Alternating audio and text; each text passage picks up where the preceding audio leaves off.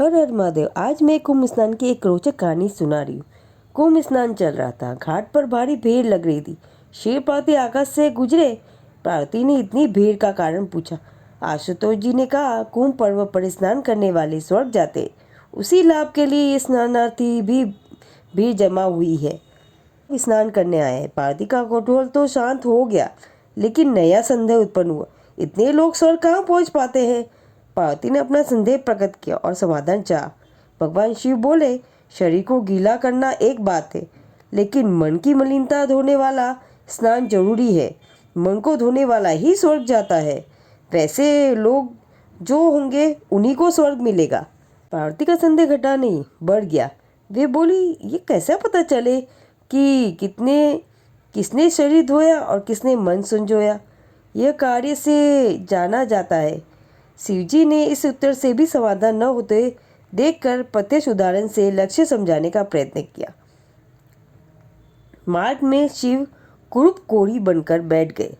पार्वती को और भी सुंदर सजा दिया। स्नानार्थियों की भीड़ उन्हें देखने के लिए रुकती। अनमोल स्थिति के कारण वे पूछताछ करती। पार्वती जी रटाया हुआ विवरण सुनाती रहती। यह कोढ़ी मेरा पति है, गंगा स्नान की इच्छा से आए हैं।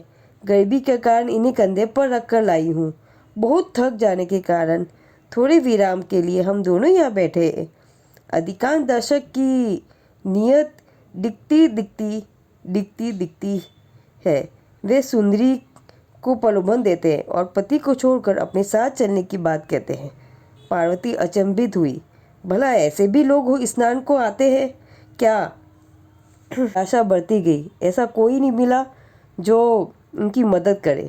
संध्या हो चली, तभी एक उदार चेला आए। विवरण सुना तो आंखों में आंसू आ गए। उनकी सहायता का प्रस्ताव किया और कोढ़ी को कंधे पर लाद कर तट पर पहुंचाया। जो सत्तू साथ में था उसमें से उन दोनों को भी खिलाया। साथ ही सुंदरी को बार बार नमन करते हुए कहा, आप जैसी दिव्या ही इस धरती की स्तब्ध है। धन्य है आप जो इस प्रकार अपना धर्म निभा रही है। प्रयोजन पूरा हुआ। शिव पार्वती कैलाश की ओर चल दिए। रास्ते में कहा, पार्वती, इतनों में एक ही व्यक्ति ऐसा था जिसने मन धोया और स्वर्ग का रास्ता बनाया।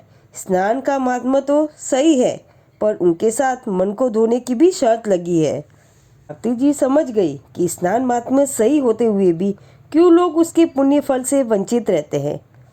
स्नान का फल उन्हीं को मिलता है जिसने अपना मन धोया, न कि शरीर। खाली शरीर धोने से कुछ नहीं होता। खाली शरीर गीला करने से स्वर्ग की प्राप्ति नहीं होती। मन की मलिनता धोने वाला ही स्नान का फल प्राप्त करता है और इस अमृत स्नान का फल भोगता है।